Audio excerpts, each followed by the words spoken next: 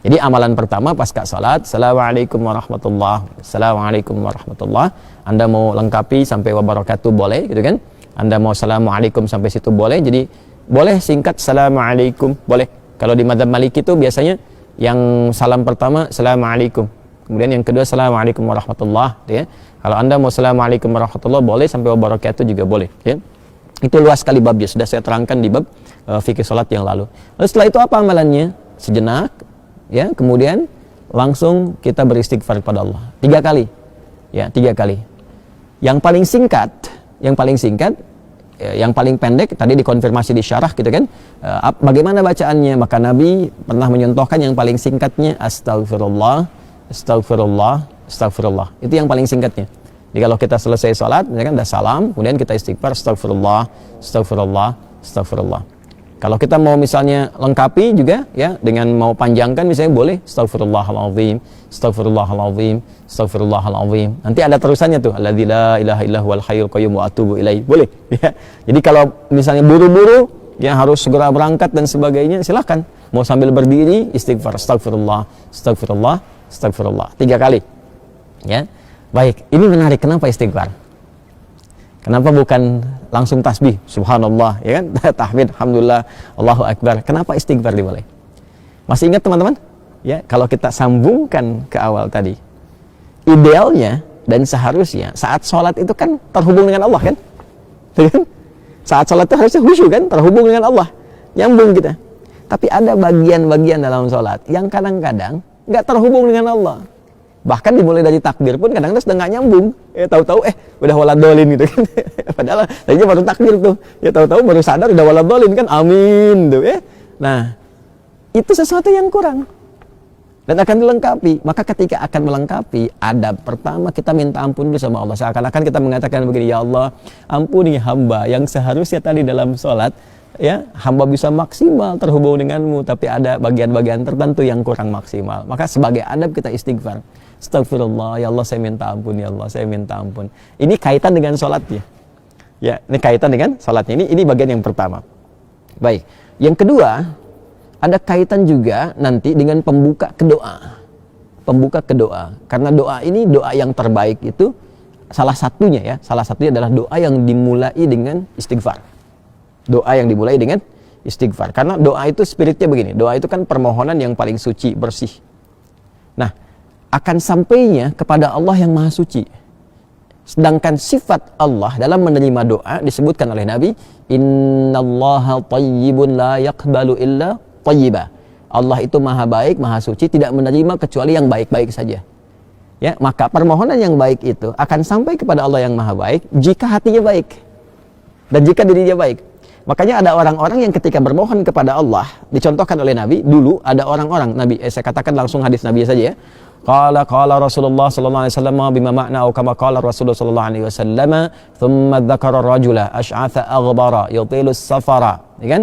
Yamuddu yadayhi ila as-sama'i fayaqulu ya Rabb ya Rabb. Faqala Rasulullah sallallahu alaihi wasallam anna yustajabu lidzalika famat'amuhu haramun wa mashrabu haramun wa ghudhiya biharamun fa anna yustajabu lidzalik.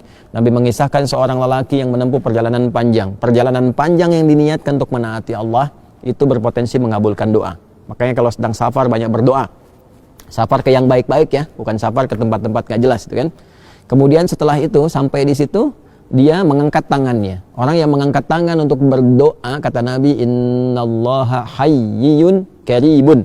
Sungguh Allah itu sangat maha mulia dan sangat maha memahami, ya, keadaan hambanya. Ya, maka ketika hambanya mengangkat tangannya, sulit, ya, untuk tidak terkabul doanya. Cepat bagi Allah mengabulkan doa. Demikian terjemah bebasnya kurang lebih seperti itu. Kemudian dia berkata, ya Rabb, memohon dengan al-asma'ul husna. Al-asma'ul husna. Memohon dengan al-asma'ul husna mempercepat terkabul doa. Seperti Quran surah ke-17 Al-Isra di ayat 110.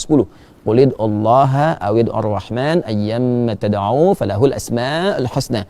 Sebut nama Allah, sebut nama Ar-Rahman. Kalau mau spesifik, pilih salah satu nama di Al-Asmaul Husna sesuai dengan kebutuhan kita. Jadi dia melakukan 3 hal yang seharusnya mempercepat doanya 3 kali lebih cepat dari keadaan biasa. Tapi komen Nabi apa? Kata Nabi, anna yustajabu lidzalik. Bagaimana doanya bisa dijawab? Susah dijawabnya nih. Kenapa? Mat'amu haram, sumber makanannya haram. kan masyrabu haram, sumber minumannya haram. Ya, kemudian juga maaf malbasu haram, pakaiannya haram, wa ghudhiya biharamin, dan perangkat hidupnya haram. Anna yustajabu lidzalik. Jadi yang haram-haram yang bisa bersumber dari maksiat, dari kesalahan itu menutup, kadang-kadang jadi hijab. Ya, semakin tinggi, semakin kuat pekerjaan haramnya, semakin tebal penutupnya. Ya, semakin tebal penutupnya. Tapi kalau haram-haram dosa-dosanya misalnya kecil-kecil, tipis tuh sekatnya. Ya, kalau tipis kan cahaya masih bisa tembus kan. Tapi kalau tebal kan mantul. Itu ilustrasinya begitu. Ya, sedangkan Allah kan pemberi cahaya, nurun ala nur. Ya, ini cahaya nggak bisa nyampe tuh kalau Allah berikan, nggak bisa tembus ke kitanya karena hatinya bermaksiat. Maka untuk membuka itu dengan istighfar. Astagfirullah, astagfirullah, astagfirullah. Makanya kalau orang rajin istighfar tuh, dulu saya pernah ceritakan kan, dan viral juga kisah ini ya, di berbagai kesempatan. Orang rajin istighfar itu kadang-kadang belum minta, Allah sudah kabulkan. Saya tidak harus mengulang tentang kisah tukang roti ya, dan sebagainya gitu. Tapi itu indah sekali, latihan deh, latihan. Sampai istighfar itu di kebiasaan, bukan hanya pasca salat.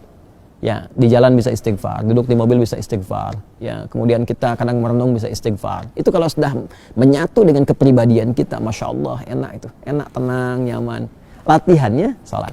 Jadi istighfar memberikan fungsi sebagai adab permohonan ampunan kepada Allah karena mungkin tadi tidak sempurna dalam salat, ya kan?